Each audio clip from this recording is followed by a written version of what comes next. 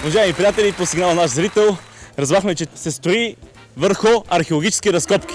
Ето така, някой решава и почва да си налива бетон. Кажете ни сега с няколко думи, защо тук се налива бетон, при положение, че има археологически разкопки? В крайна сметка изпълняваме проект, утвърден от НИПК и от Столична община. Това е бизнес център на 3 корпуса. Двата сме ги изпълнили. Имаме проект да запазиме съществуващите разкопки Римска баня от 4 век.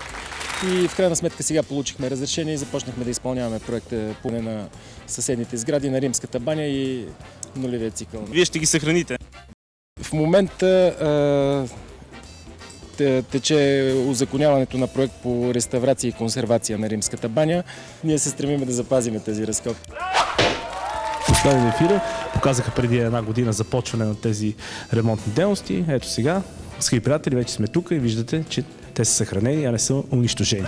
Можеше и да се затворите очите и да тази археологическа стойност да заличите. Нали така?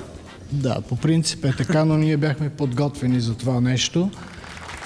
От самия факт, решихте да спазите закона. И самата фасада на сградата е също паметник на културата и от контакти с археолозите знаехме, че в дълбочина по техните кадастрални планове, които те имат, се очакват такива римски зидове. Бяхме готови за адаптиране на такива. Да, но за запазването на тези археологически ценности вие сте инвестирали, нали така? А може да не го направите? Инвестирахме и то доста, и не само инвестирахме, ами това наложи допълнителна цялостна преработка на проекта.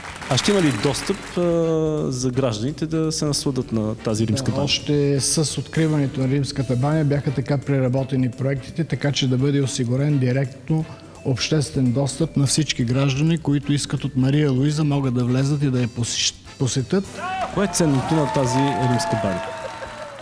Ние всъщност такава баня с този сложен кръстовиден план нямаме от Сердика. Интересното е, че тя се намира извън крепостната стена. И това беше за нас важно, че в късната античност извън крепостната стена явно е имало квартали, които са се развивали и е имало така активен живот по това време извън крепостните стени.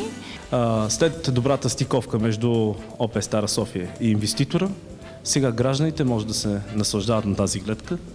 Да, определено. А не на една друга, която може би трябваше да бъде само бетон и нищо друго. Скъпи приятели, от Римската баня голям кеф за господаря на ефира. Приятно ми е, Маврик.